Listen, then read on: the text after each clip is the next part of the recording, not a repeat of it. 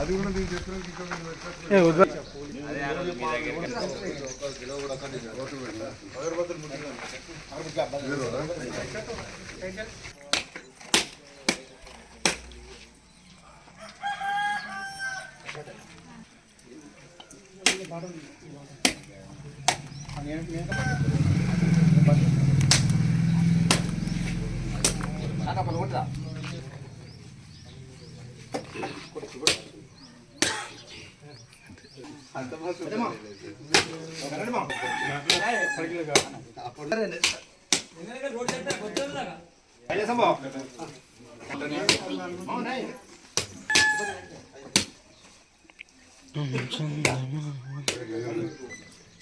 మన 3 వారాలు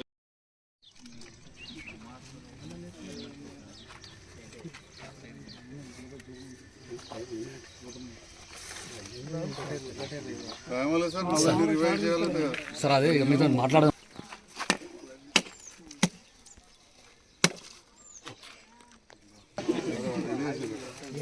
చాలా మందికి వెలిగించారు సార్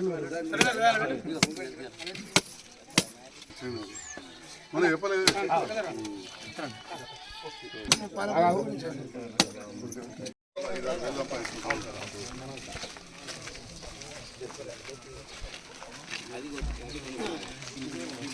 అంతా పోసిన రోడ్డు నడుతున్నది. వస్తున్నాడు అంత మంచిగా గల పోవాలంటే ట్రాక్టర్ పోతావా? బండి ఉంటే పోదు. ఉన్నది ట్రాక్టర్.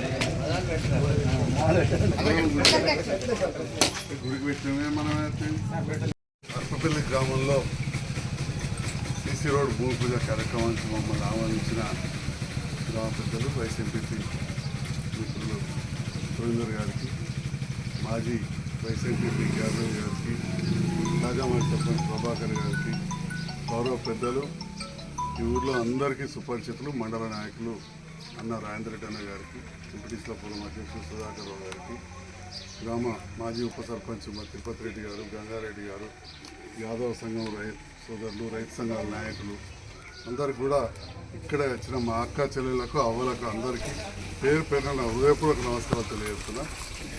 ఇంతకుముందు మిత్రులు సురేందర్ చెప్పినట్టు రోడ్లు ఎత్తుంటాం, బ్రిడ్జ్లు కడుతుంటాం, అవన్నీ కూడా మనకు అవసరమే. కానీ గ్రామాలలో అన్నిటికంటే ముఖ్యంగా అవసరం మన చెరువులు. చెరువు మంచిగా ఉంటేనే ఊరు మంచిగా ఉంటుందని చెప్పి వెనుకటికెళ్ళి కూడా నానుడు. మరి నేను అంతర్గా గ్రామంలో పుట్టి పెరిగి చెరువు చుట్టూ ఒక 50 ఎకరం తక్కువ లేకుండే. ఆఖరిగా చెరువు ఎండిపోకుండా ఇక చుట్టూలో 50 ఎకరాలు అలా ఆ చెరువులోకి 5 ఎకరాలు మిగిలినవి తప్ప ఏం లేవు. మరి ఆ పరిస్థితి చూసిన తర్వాత మా గ్రామస్తులు, అంతర్గా గ్రామస్తులు చాలాసార్లు ఏ మంత్రి వచ్చినా ఏ ఎమ్మెల్యే వచ్చినా అదే చెప్పారు. నన్ను కూడా చెప్పమందరు. ఈనాడు కూడా ఆ చెరువు నింపే పరిస్థితి లేకుండే. ఆ చుట్టుపక్కల ఉన్న మా రైతాంగం, మా యాదవులు ఉన్నారు ఇక్కడ, బాగా మంది చుట్టాలు ఉన్నారు. బాగా ఏకత్వం మా అదరైన రాయమని ఉంటాడు, ఏదో దుబాయ్ ఓట్లు ఆయన తను భూమి దక్కింది. నా చిన్నప్పటి సపోజ్ లింగారెడ్డి అని ఉంటాడు, మస్కట్ ఓట్లతో భూమి దక్కింది. ఇవాళ మేము వరద కాలువకి తుమ్మిపెట్టి ఆ చెరువు 84 ఎకరాల చెరువు, అలా మునిగింది నాది ఒక 5 ఎకరాలు. చుట్టేం లేదు, ఇక బయట ఉన్నది. ఆ దానివల్ల ఇవాళ 1000 ఎకరాలు సస్యశ్యామలమైంది, బ్రహ్మాండం ఉన్నాయి. అంతకుముందు ఒక పెద్ద నాయకుడు అంటుండే, ఈ తాటి చెట్లు మీద ఎండిపోతున్నాయి వల్ల నా శాస్త్రవేత్తలు కింద నీళ్ళు లేకపోతే మీదనే ఎండుతుంది. ఇవాళ పచ్చని ఉన్నాయి. అట్లా గోజు, గొడ్డు, మన పశుపక్షాదులు అన్నిటికి కూడా, చేపలకు అన్నిటికి కూడా. మరి అట్లనే ఇక్కడ ఇంతకుముందు తమ్ముడు చెప్పినట్టు ఇక్కడ తూము పెట్టాలనే ఆవశ్యకత గురించి చెప్పారు. చెప్పగానే రంగపేట కావచ్చు, ఇక్కడ కావచ్చు, 2 చోట్ల కూడా అక్కడ కొట్లాడుకుంటారు రంగపేట వాళ్ళు, పెంపెట్ల వాళ్ళు. ఆడ రోడ్ కట్ చేసి తూము పెట్టించిన, అక్కడ పైపులు అయితే నేను ఇంతకుముందు చెప్పినట్టు అంతగా చెరువు కేసు అక్కడ మిగిలితే నేను 15 లక్షల పెట్రోల్ కూడా పెట్టింది అక్కడ తక్కువ పడ్డాయంటే అవే తెచ్చేయించడం.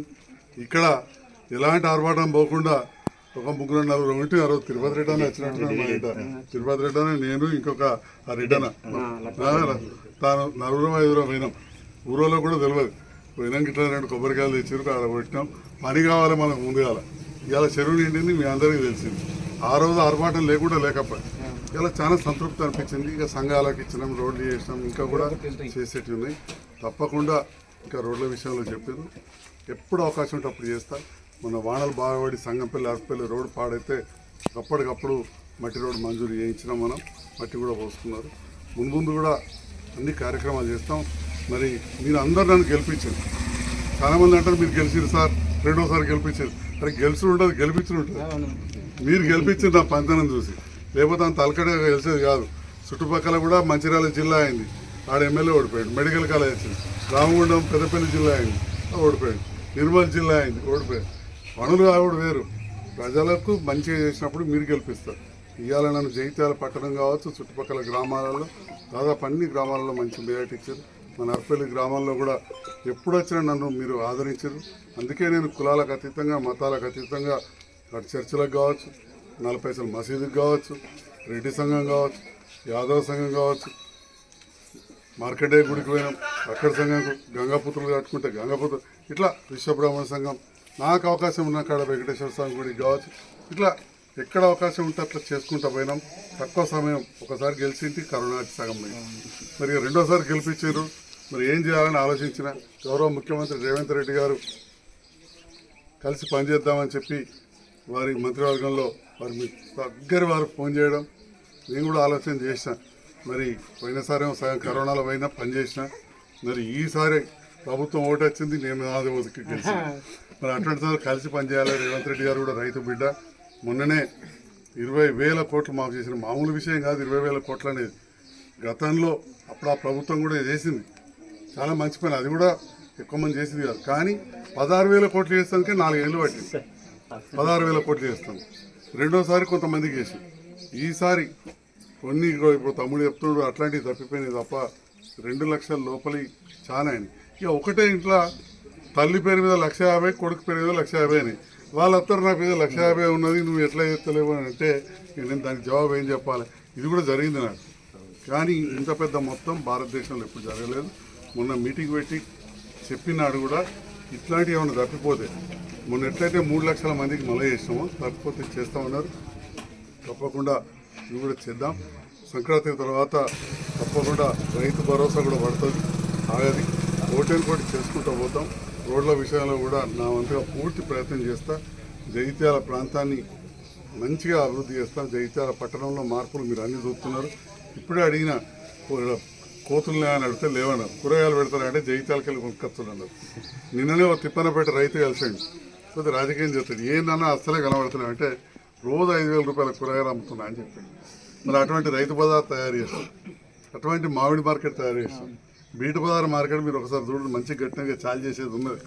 కాబట్టి ఏది డిమాండ్ ఉంటే మనం అదే వెళ్ళాలి. గదే వాటిలు గవే అని కాకుండా ఈ రకంగా మీరు కూడా ఆలోచన చేయాలి. ఇక్కడే దగ్గర ఉంది జగిత్యాల.